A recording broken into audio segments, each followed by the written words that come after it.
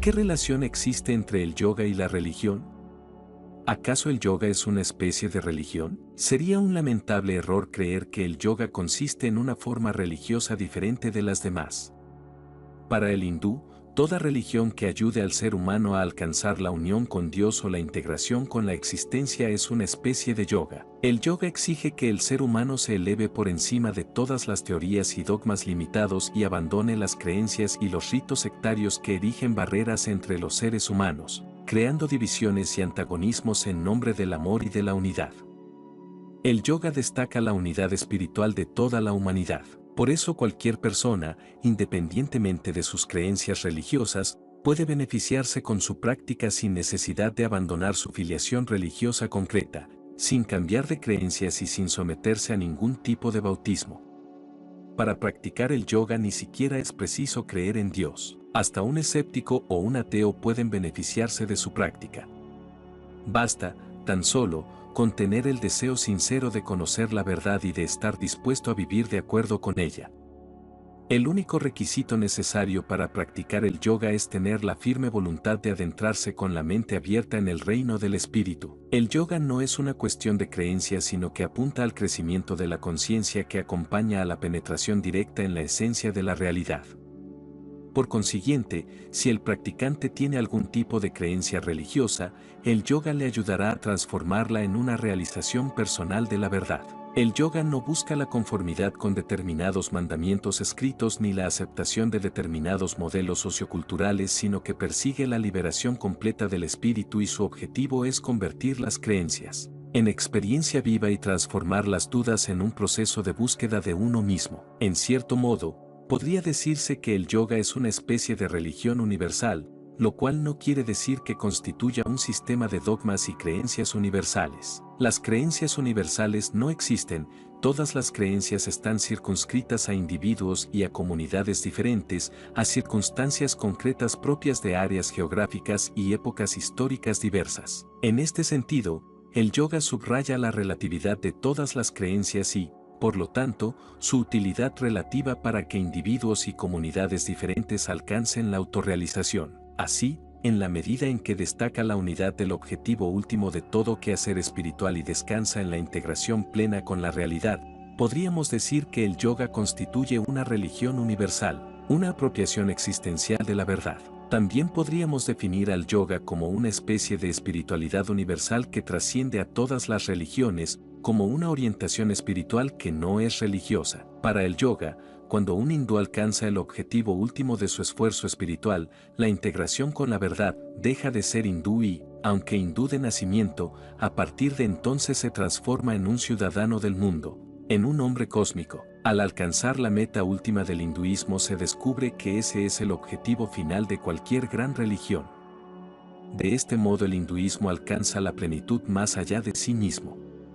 De manera similar, cuando un cristiano alcanza el objetivo último de su quehacer espiritual deja de ser un simple cristiano. En ese momento, las etiquetas se revelan inadecuadas y el cristiano se transforma en un hombre cósmico.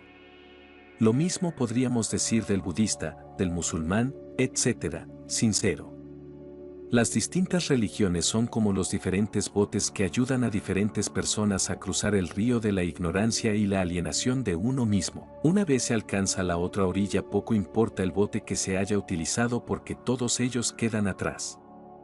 El fundamento del yoga es precisamente este concepto de identidad del destino espiritual del ser humano, la integración cósmica con el sustrato de la existencia. El término misticismo es uno de los vocablos más ambiguos y resbaladizos. En su sentido más peyorativo significa misterio, ocultismo, oscurantismo y similares. En su mejor sentido se refiere a la unión inmediata con el sustrato último de la existencia. Es esta última acepción la que vamos a considerar ahora. Los místicos, en el mejor sentido de la palabra, son aquellos que han alcanzado la realización personal directa de la verdad fundamental de la existencia, ya se le llame Dios, yo, vacío, nada, ser, silencio o misterio supremo.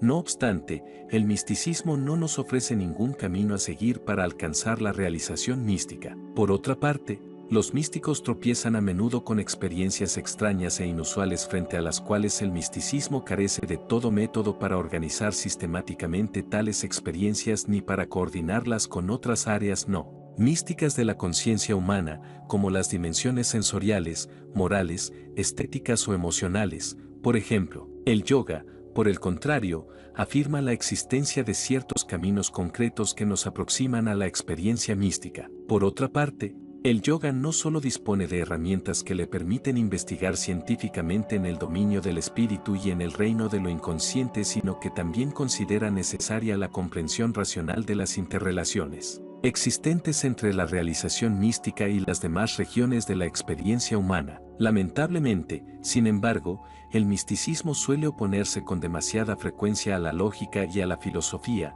condenando al intelecto como un obstáculo para el logro de la intuición mística. No obstante, según el yoga, la integración total implica todas las facetas de nuestra personalidad, incluyendo tanto los aspectos intelectuales como los emocionales y volitivos. Según el yoga, la lógica y la filosofía clarifican nuestras ideas y amplían nuestra visión y, en ese sentido, constituyen una valiosa ayuda para la autorrealización. El yoga, pues, no prescinde de los aspectos intelectuales de nuestra personalidad, sino que sacia nuestro hambre intelectual con la verdad existencial. De este modo, cuando el yogui alcanza la comprensión ontológica, el intelecto alcanza la plenitud más allá de sí mismo. El yoga integral sostiene que la percepción mística profunda constituye un poderoso acicate para nuestra creatividad.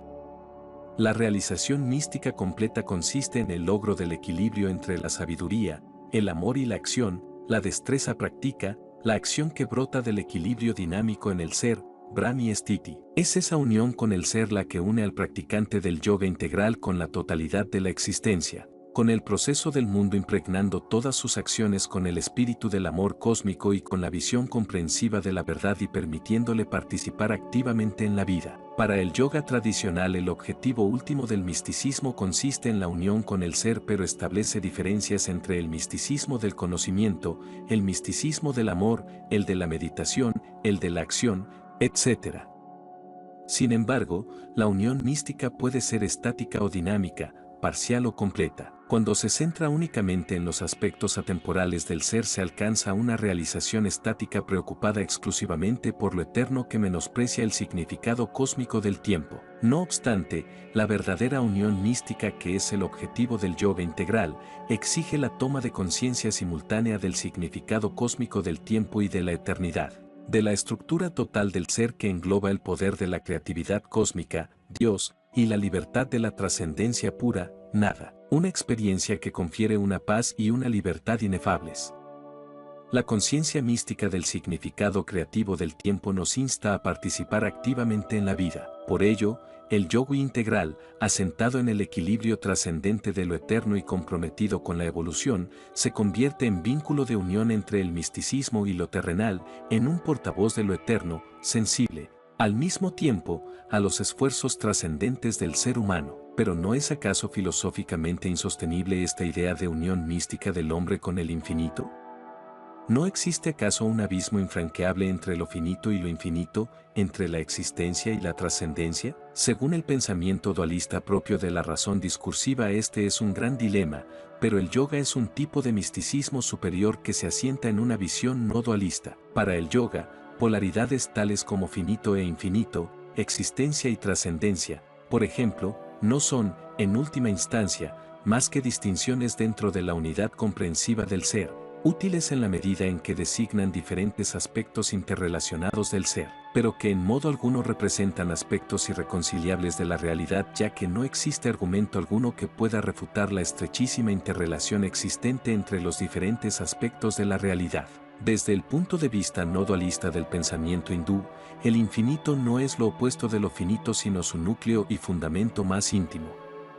Lo finito es una forma de expresión de lo infinito y puede aprenderlo porque es uno con él. Obviamente, esta comprensión no consiste en un conocimiento objetal porque cualquier objeto está separado del sujeto, sino que se trata de la aprehensión consciente de aquel sustrato de la existencia en el que sujeto y objeto están unidos. La unión mística no es una relación externa sino una experiencia no relacional en la que se unifican y trascienden tanto el sujeto como el objeto. El autoconocimiento profundo puede conectar directamente al ser humano con la trascendencia pura porque lo trascendente constituye también el centro unificador inmanente de su existencia. No cabe la menor duda de que la trascendencia está más allá de la naturaleza y del hombre, de la materia y del espíritu, pero es indiscutible que también constituye, al mismo tiempo, la unidad esencial en la que todo se unifica. La naturaleza y el hombre son distintas manifestaciones del mismo poder creativo de la trascendencia, presente, simultáneamente, de un modo dinámico, en la naturaleza,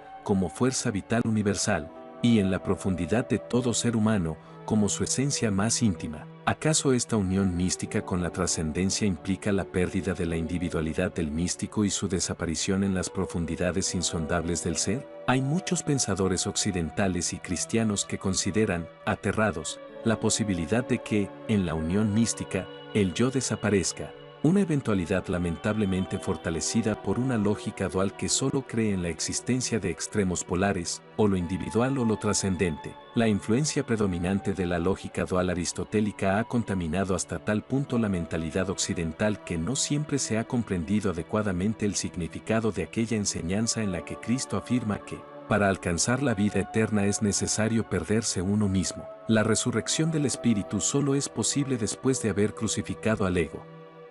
La resurrección de lo eterno y de lo universal solo es posible después de la crucifixión de lo temporal y de lo particular. Cuando un hombre se pierde a sí mismo en el ser, renace de las profundidades del ser con todo el esplendor de un hijo de Dios. Lo único que desaparece es la individualidad egocéntrica, pero de entre las cenizas del ego resurge el verdadero yo, el hombre cósmico, una personalidad creativa que expresa vívidamente la unidad de toda la existencia. Unificado con el centro de su ser, vislumbra el significado del devenir y aúna sus fuerzas con el flujo creativo del devenir. Es consciente del poder de la individualidad como fuente de nuevos valores y como determinante significativo del proceso del mundo que coopera libremente con la creatividad cósmica del ser. Cuando Cristo dijo, "Mi Padre y yo somos uno", estaba verbalizando aquella experiencia yógica en la que el niño que mora en la profundidad del inconsciente humano alcanza su plenitud en un nivel superior gracias al descubrimiento de un principio de unidad y de un poder creativo más profundo. Cuando un vedantista dice, "Yo soy esencialmente uno con el ser", Brahman, está hablando de esta experiencia de contacto existencial con lo eterno, una experiencia que hunde sus raíces en la unidad comprensiva del ser. Esta experiencia no es sensorial, emocional ni intelectual, es la experiencia de todo su ser como respuesta a la totalidad del universo, la conciencia ontológica que expresa la integración de su personalidad.